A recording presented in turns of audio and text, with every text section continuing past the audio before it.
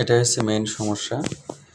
এটা হচ্ছে আমাদের ফ্লোর থেকে 3 ফিট, জাস্ট 3 ফিট এই সমস্যাটা হয়।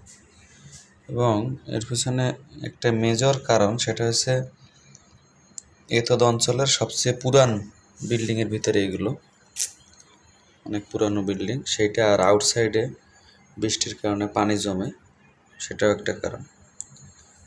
তো এটি হলো সারফেস, এবং এই সারফেসে যে দেখুন এগুলো ডলা দিলে পড়ে যায়।